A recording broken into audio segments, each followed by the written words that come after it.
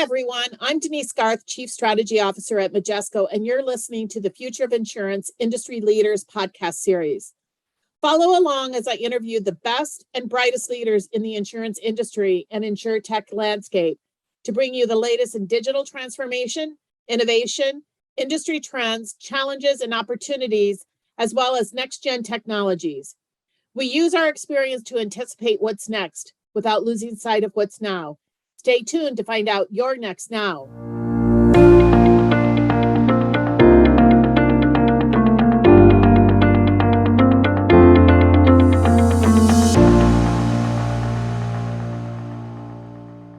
Welcome, everybody, to today's podcast, Future of Insurance series. I am thrilled today to have Adrian Jones, the partner at HSCM Ventures, joining me today. Welcome, Adrian. Thanks for having me, Denise. Always good to speak with you. Yes, it's always good to speak with you, and it was great seeing you at Insurtech Hartford, be with you as we both were recognized as Insurtech influencers. That was a great event and kind of fun to see everybody together. Yeah, I like the opportunity to share what I've learned about the industry with other people, and I appreciated Stacy and the team at Insurtech Hartford for providing some recognition for that. So that was a lot of fun.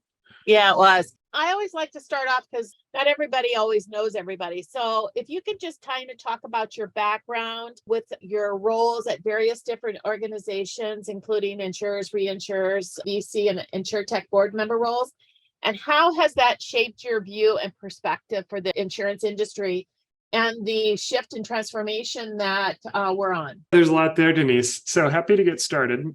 I grew up in Indiana.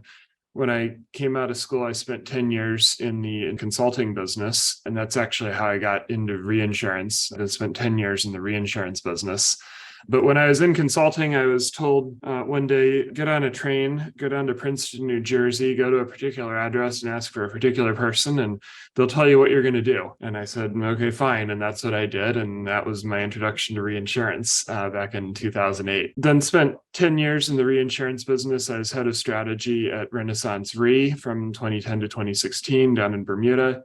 And then moved from there to Paris. I was head of strategy at SCOR Global P&C, set up SCOR P&C Ventures while I was there, led that through the first fund, and then came over here to Hudson Structured not quite 2.5 years ago as a partner at HSCM Ventures. We are a venture capital firm, organization. We seek opportunities to invest in companies that are going to define the future of insurance. So that's who I am and what we do. You know, we have board roles on some of the companies that we're involved in. And so I see them that way. And I also try to spend a decent amount of time with incumbent insurers as well to understand what their needs are, what they're thinking about from a tech perspective, from a business model evolution perspective, because I think that the future of insurance is, there's going to be an element of disruption, but there's also going to be an element of cooperation. I want to try to be the bridge between young companies and old companies and creating some of that cooperation. That really kind of ties into something that you and I've talked about, where innovation, continues to be a crucial priority for insurers. I know our annual research, it was in the top 3 behind just operational demands. But there's really 2 ways to look at innovation. One is more of an operational innovation, where it's a little bit more tactical and it's helping to kind of do things better within the existing organization. And then there's the strategic innovation perspective, where you're really trying to rethink how the business model is going to work, how you're going to do business, what technologies can be done in that. As you work with different organizations, what exciting areas of innovation are you seeing from both of those perspectives? And why is innovation so important for insurers to embrace? Well, let's talk about innovation for a second. When I was in this business for all of 2 days, somebody sat me down and they said, don't use the I word. So what's the I word? I said, innovation. I said, oh, interesting. Why do people not like that term? Well, because people think that they innovate every single day. And so if you come in and start talking about innovation, they perceive that as you're saying they're not innovative. And in fact, that they think they are. And in many cases, there is a lot of innovation that happens on a day-to-day basis through this business. So it's a lot of that operational innovation. And I think that's incredibly important, because having good, high quality operations, and of course, operations span spans the entire gamut of activities that an insurance company undertakes, having good, high quality operations is extremely important for the success of an insurance company. So we see people working on all sorts of things operationally. You throw a dart at any part of an organization here, and you're going to find some sort of operational innovation. Obviously, underwriting gets a lot of attention. Underwriting is arguably the most critical function in a lot of insurance companies. And, that's the tip of the spear. That's where the data comes in. That's where the big decisions get made. That's where the assumed risk gets put on the book. That's where the portfolios get managed. But you also see it in claims. Claims in many ways is as important as underwriting, because a typical insurance company is going to be paying 60 or 70 cents on the dollar that they bring in out the back door in claims. And so being able to handle claims effectively, work with customers, be able to recognize which claims are, ought to be paid as quickly as possible and which ones are fraudulent, which ones need to be investigated further, making coverage decisions, all this sort of stuff also becomes very important. So we're seeing a lot of that. Obviously, we're seeing a lot of systems work, and I know you're quite familiar with that from what Majesco does, but a lot of upgrading, enhancing of core systems, virtualization, and the move to the cloud. All of these good things that people have been working on for a long time are all incredibly important as well. That's operations, right? I mean, it's essentially every aspect of the business. From a strategic innovation perspective, I think questions are being asked such as, how do we meet the customer where the customer is most effectively? A number of incumbents have been very focused on one particular channel for a long time, and I think they're realizing that, in fact, they need to be omni-channel and they need to meet the customer wherever that customer is, whether that's a captive agent, an independent agent, an embedded offer, a direct offer, a call center, a website, whatever. So I think we're seeing a lot there. I think in the hard market, we're seeing a lot of companies that are rethinking what lines of business they want to be in and how, and what sort of underwriting appetite they have, what sort of limits they're going to deploy, et cetera. And I think that's also quite interesting and exciting, perhaps from a nerdier perspective. But people getting in and out, that's what creates supply and demand, and that's what affects price. Exactly. So, we think about that a lot back when I was in the reinsurance business, because if we were going to quota share that sort of stuff, you're subject to underlying rates. So I think there's a lot of strategic questions around that. What's the right portfolio of businesses? There's some insurers that are even asking questions like, how much should we be doing in terms of risk capital versus fee income? And so they're thinking about things like, should we be setting up a consultancy arm? Should we be trying to sell data, things like that? So, that's all exciting. And I think the hard market gives people an opportunity to rethink what sort of businesses they want to be in. So, one of the things that you and I talked about is how I commented that we have been seeing big kind of events or things happen that really accelerate a rethinking about insurance and innovation in insurance. You can kind of go back to the dot-com era, and then we had 9/11, then we had the financial crisis in 2007, 2008, then we saw the emergence of Insurtech, and then we saw COVID. But you had another view that really innovation you've seen emerges about every 20 years with new products and business models. And in some ways that's kind of speeding up. Kind of talk about your views on that. Yeah, people talk about Insurtech 1.0 or 2.0 or whatever. I don't know what number we're in. Maybe it's 6.4. I have no clue, because as long as there has been insurance, there has been technology. If you go back, at least in recent history, you could go back to the 1950s and 60s when mainframes became very common. At the same time, the NAIC had made some changes to monoline legislation to allow insurance companies to write multiple lines of business. And this is when things like homeowners multi-peril developed, the fact that homeowners covers both liability and property damage. A number of large companies took advantage of the power of mainframe computers, as well as the need for much larger limits dealing with much more complex businesses in the post-World War II era, to grow very big. And they built very successful business models catering to these large companies that emerged. They did a good job catering to the mass market of large companies. But when the mini computer came along in the 1970s, actually 1964 is when the first one came out, but the 1970s is when they became popular. That's when you start seeing the emergence of specialists. And the specialists said, we don't need a mainframe. We don't need to have a giant room full of computers. We can have a computer that's the size of a large filing cabinet, because that's what was considered a mini computer back in the day. And they did. And they started writing specialist business that the large incumbents were not handling as effectively.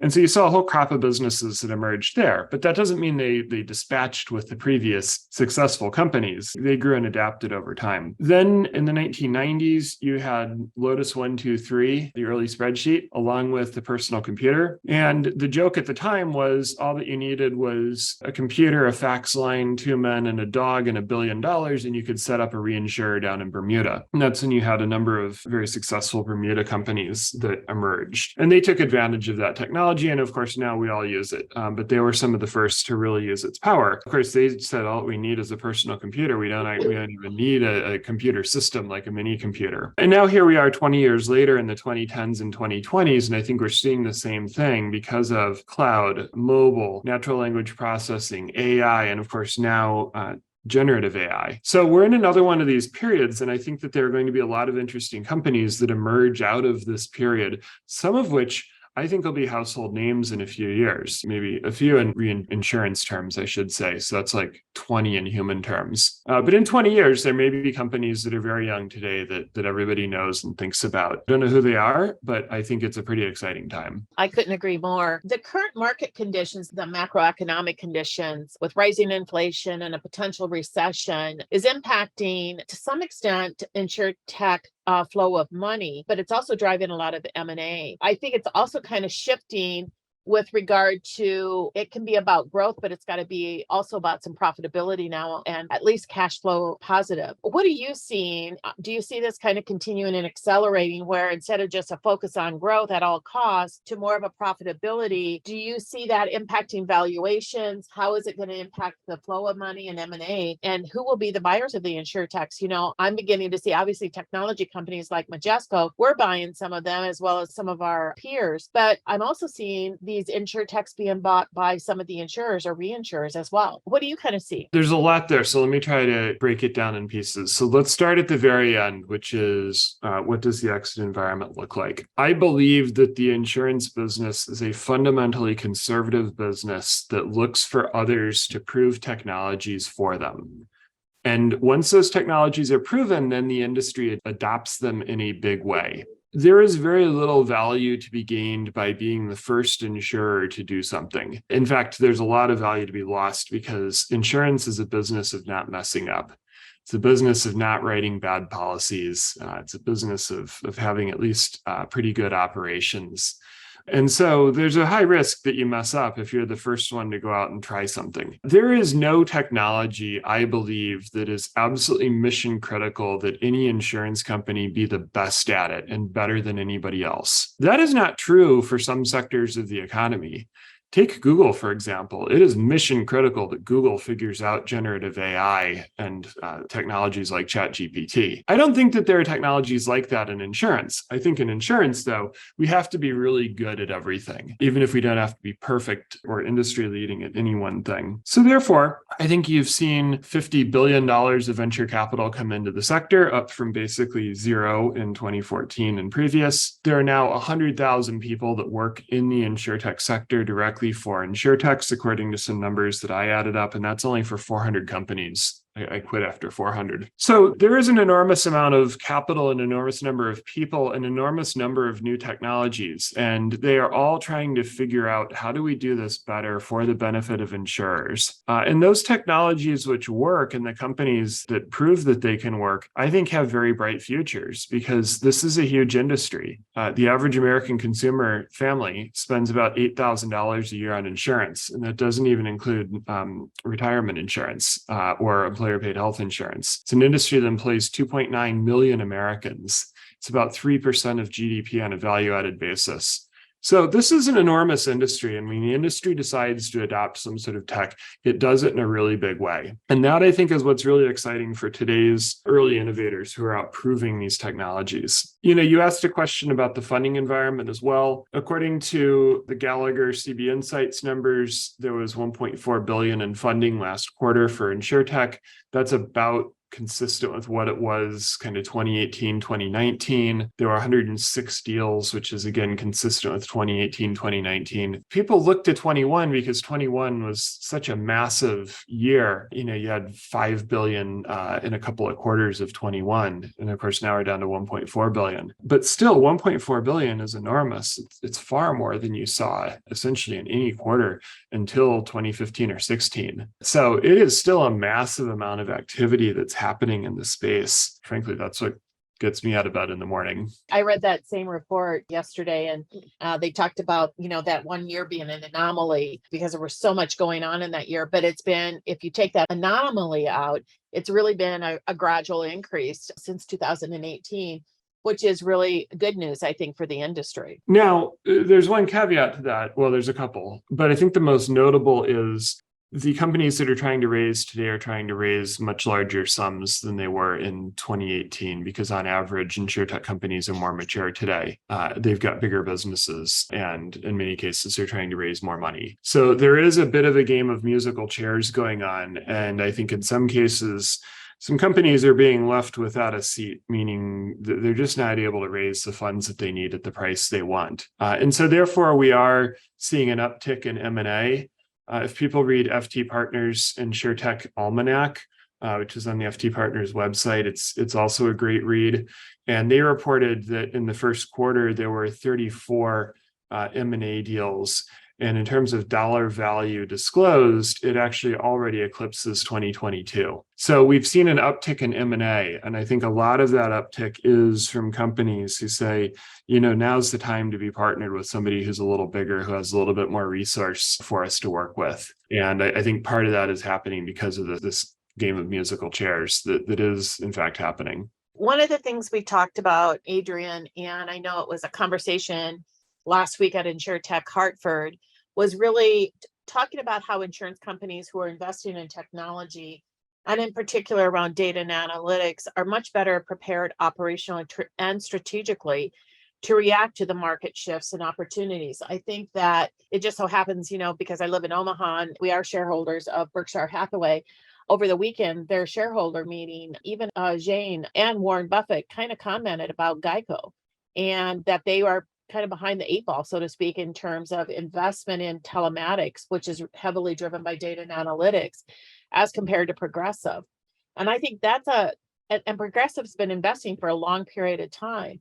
I think that's an example, the ability to kind of be potentially operationally and strategically prepared for when the market shift, because the market shift now is accelerating towards more telematic and data and analytics driven types of insurance.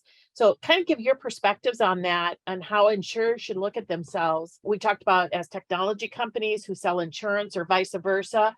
I mean, there's a debate about that as well, but just that continued investment more strategically that's going to position you. It gets back a little bit to what I said earlier. As an insurance company, it's not necessary to be the absolute best at any one technology, but it is important to maintain investments in technology such that a company has a solid tech stack, whether that's starting with your cloud infrastructure, your core systems, or it's talking about newer technologies like telematics and automotive. I remember the first time that I saw a telematics device. I had never heard of the term before, but it was actually my second day when I was down at RenRe. Obviously, this was a bit of a big day for me. But Glenn Renwick came. He was the CEO of Progressive at the time, and he had a snapshot. And he said, here's how this little doohickey works, and here's what it does, and here's how it's going to enable us to do all sorts of interesting things in the auto insurance market. And I said, wow, this is a really interesting technology. Now, I think there have been a lot of predictions that in the 13 years since then, we would be much farther in terms of telematics penetration. The percentage of connected cars in most major markets is still well less than 20%. And I confess that I don't even have a telematics policy myself, even though my insurer has offered me one, in part because I don't really want to have to be responsible for making sure that my phone is always having the proper settings in order to use the telematics when I'm driving. So, telematics is a good example of a technology where, again, it's not necessary to be the best, but it is necessary to have a real solid understanding of what it's doing, why it's being used, and how, because it does create the risk of being adversely selected and left behind. But it's not just telematics, it's any sort of major technology which affects the insurance business that I think people need to make sure that they're staying on top of how changes are actually happening. Yeah, and data and analytics obviously is a big factor that's reshaping technology and insurance, particularly with trusted data choices. But you kind of talked about early on, the whole concept of chat GPT and this whole use of generative AI, advanced AI machine learning, and the excitement around chat GPT is really exploding. I love this analogy. You shared this is one of the most exciting times since the introduction of the internet. Why is that? And why is it well suited for insurance, this whole chat GPT and AI machine learning? I remember the first time I used Google. And if you remember back in the day, your choices were Yahoo, Alta Vista, Ask Jeeves, and a few other sites, which were much more interested in trying to sell you online dating services than they were trying to give you a good search experience. And frankly, that was kind of annoying when I was trying to find information on the internet sitting in the office. And when Google came along, and it not only had a great search, but it had nothing on its homepage except a blank page. And a box for searching, I'm like, oh my gosh, this is incredible. And I think I switched over from Yahoo that day. And when I first saw ChatGPT in its version 3 that was widely released to the public, I thought, oh my gosh, this is a technology like Google, and I haven't seen something like it since 2002. I think it's really interesting, but I think we're only just beginning to think about how it can be used in the insurance business. I have definitely seen some examples of either ChatGPT or other forms of generative AI being used in the space. One is, for example, listening to a call center conversation and recommending the script to the call center agent so that the agent isn't having to search through a bunch of different files and put the consumer on hold for 5 minutes. The AI can just make suggestions right off the bat. We've seen people starting to use it for things like agent is going in to try to pitch a customer, and the agent wants to have the best possible pitch for that customer. The chatbot can potentially recommend different products that could be sold and different ways to think about the liability that customer might have to best prepare that agent for that particular customer, and maybe even bring some information in about that customer's business, for example. There are implementations going on right now where people are thinking about using it in claims, where it would perhaps generate a claims response after reading the claim, and it would say, no, an infestation of mice is not covered because that's considered a maintenance issue. And by the way, here's the relevant clause in your contract of insurance. So we're starting to see things like that are happening, often still with a human in the loop, because models are subject to well-known flaws. At Insurtech Hartford, we were talking about this idea of hallucination, which is where you can kind of force the model to say something that it doesn't really want to and shouldn't be saying. And so that there are flaws and there are things that have to be worked through. So humans are still going to be in the loop. They're not going to be replaced, at least not in the short term. But over the long term, I think it's got all sorts of really interesting implications that people are just starting to figure out. We're starting to use, we call it Majesco GPT. We're just on the beginning of using it. We just announced it in our spring release of our products. And we're really focused on how it can really simplify some of the complexity, for our customers who are using our core systems. And we've really kind of called it intelligent core now, so that we can really improve that user experience, help with that complexity. But to your point, it's still going to be providing more insights and information for people to make better decisions even within there. So I think that it's an exciting time. And I think you're right. It is one of the most exciting times since the introduction of the internet, because the possibilities are potentially limitless. I think that we have to improve the cognition that exists in a lot of insurance systems, whether we're talking agency management systems, the link between agencies and carriers or carriers-owned systems. There's a lot of opportunities to make those systems more cognitive. So it's exciting to hear what Majesco is working on there. And I think it's something that people throughout the industry need to be focused on. Culturally, insurers need to change their mindset. Talked a lot about a lot of the innovation, a lot of where investment is going into technology, the exciting times of some of the new technologies emerging. But really, to take advantage of all of that, we kind of talked about old thinking will not get you where you need to be. How do insurers bring in that new thinking? How do they embrace it? And what kind of advice would you give to them? Well, the challenge is there's been a long line of people who have come into the industry who don't really understand the industry, and they look at it and they say, this is an old, inefficient, paper-driven business, and you guys are stupid for all the ways that you do things here, blah, blah, blah. And most insurance companies have reasonably strong organ rejection systems that spit out that sort of individual fairly quickly. This is also something that I was warned about early on in my career in this business. And to a degree, they're right. Insurance is different. There are some pretty weird things about insurance here. We don't know our cost of goods sold when we sell our policies, for example. That's only revealed much later. It's a lot of consumer behavior that factors into insurance. Having a policy of insurance can change the way that consumers behave, which affects the risk, which affects the price. So there's lots of things which are different about this business. So, my suggestion, I think, is less around what organizations should do and more around what individuals can do. I think it boils down to doing what you're doing right now, which is being a student of the industry. I try to read as much as I can about the history as well as the future and the present of insurance, try to understand various business models, try to meet people that are coming from different corners of the industry. Because I think the more that one knows about the industry, the more that one can think through in their own organization, what are some of the things that we can do in order to drive this business forward? And I think that they'll find no shortage of things to do. But in order to do that in a credible way, it's important to understand why the industry is the way it is. And what are some of the things about the industry that are just different and they're fundamental to the industry and they're not going to change? And if you try to change them, you're going to have some problems. So that's my advice to people. Be a student of the industry, read, listen, do as much as you can in order to understand why it works the way it works. And then you'll be much more effective at changing it. Really great advice. It's an interesting industry. And I love that, how we kind of kick people back out who really try to come in and disrupt it, but really don't understand some of the fundamentals from a financial standpoint. Great thought. So one of the things I like to do is kind of ending my podcast with is to ask everybody to pick one word or phrase to describe the future of insurance and what would it be. And not to put any pressure on you, Adrian, but we've only had, out of almost 80 podcasts, we've only had 4 or 5 duplicates.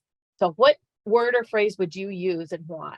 I haven't listened to all 80, so at the risk of throwing out a duplicate, I think that a lot of the future of insurance comes down to data. If I think of the really high quality insurance operations that I've seen over the course of my career as a consultant, as a reinsurer, as someone who, as a reinsurer, you spend a lot of time working with a lot of primary companies around the world, and now as a venture capitalist, data is a fundamental difference, and it's data that exists throughout the organization in real time or as close to real time as possible, that everyone in the organization has access to, and that people are trained in what the data is, why it is the way it is, and how they can use it. That just becomes extremely important because that's what enables one to make much more rapid decisions in a time of shocks, which our industry is constantly exposed to shocks, whether that's natural disasters or inflation or, very large losses. So, think about inflation. Think about who was able to increase prices faster and recognize that inflation was not going to be transient, but it was going to be here to stay. I would argue in many cases, it's the companies that had better, faster data so that they could make decisions more rapidly and make them at lower levels of the organization. I hate the saying data is the new oil because in many ways, data is actually friction. Data is hard to gather. Data is hard to present. Data can be hard to understand, but investments in data, I think for any sort of incumbent organization and for startups, I think are very important. And I think the company that has the best data and that can use it most effectively is going to be the winning company going forward. But now I say winning company, but actually there's many winners in insurance. Insurance is not a winner take all business, unlike many other businesses. But yeah, I think it comes down to data. Yeah, I couldn't agree with you more. And winner does take all, but there's lots of winners in this industry because there's lots of different products, different segments, different needs. So there's a lot of opportunity for people who really do focus in on that data. And I don't think we had somebody just talk about it in those terms, Adrian. So I think you're good. All right, good. I don't want anybody calling me up and saying that I stole their idea or their word. Well, Adrian, as always, it's great connecting with you. I'm looking forward to our next conversations around some of the stuff that's happening in the market and some of the emerging insurtechs. And I'm sure I'll see you at Insurtech Insights here in June. I always enjoy hearing what you have to say, Denise, and I'll see you over at the Javits Center very soon. Okay, sounds great. Thanks, Adrian. Have a great day. Okay, thanks. That's it for this week's episode of Future of Insurance Industry Leaders podcast. Subscribe to our market leading podcast series available wherever you get your podcast from. Thank you for listening and be sure to tune in the next time.